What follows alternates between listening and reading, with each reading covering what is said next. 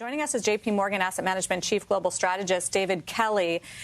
Oil prices weaker again, but I do wonder if they're out of the woods, especially if the Treasury Secretary is talking about more restrictions to Iranian oil and how they've been able to sell it to places like China and bring in a lot of cash. Well, there is always a potential for a supply shock. And I think, obviously the heightened tensions between the United States and Iran and Israel increase the risk of either our sanctions or perhaps activity by Iran in the Strait of Hormuz having an impact on oil prices. But, in some ways, what you're reporting about China is equally important. Chinese consumers are, they lack confidence, and that is slowing the Chinese economy down more than I think is portrayed in those GDP numbers. And that has an impact on total global consumption. So I'm not seeing that big growth in global commodity consumption, which would, push oil prices up to a permanently high level. So we've seen oil prices move up, and they are at relatively high levels right now. They could get pushed higher by some shock, but longer term, over a year, 2 years, 3 years, unless we see more global economic growth, I don't think we'll see a permanently higher plateau in oil prices. So what do you see as the stock market's next catalyst? It feels like we're adjusting here to a new rate path, or at least rate expectations from the Fed. We're in earnings season. Are the earnings going to justify these levels, and what comes next?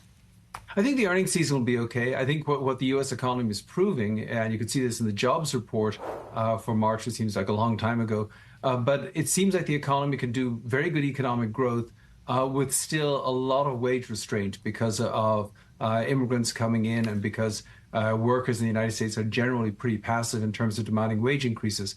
Now, what that should allow happen is we should see that inflation decline begin to resume. It's sort of stalled out over the last 6 months or so, but I think we will see it begin to decline some more.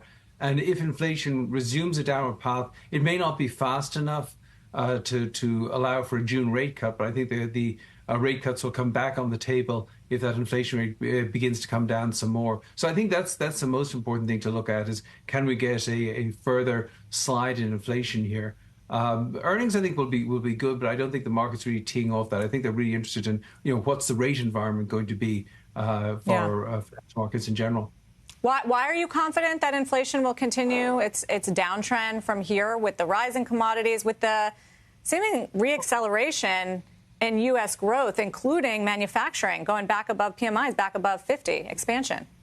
Well, growth's okay. I know that the Atlanta Fed is at about 2.8% for the first quarter, but we're lower than that. The housing starts numbers this morning were a little on the weak side. I'm not so worried about the starts as the permits, which were a little bit on the weak side. Retail sales look okay. But we still see the economy slowing down to about a 2% growth rate. And what's interesting here is the growth in immigration seems to be having an impact on labor supply, which is allowing us to do that with lower inflation. So first of all, I don't think you have that overheating. Second of all, if you actually look at the way inflation is calculated, there's so much of it that's in owner's equivalent rent and in auto insurance. Those two categories represent over 2/3 of the inflation that we actually saw in the month of March on a year-over-year basis. That's going to fade going forward almost certainly when you look at those numbers. So it's very hard for the overall inflation rate to go up if those two big categories are coming down.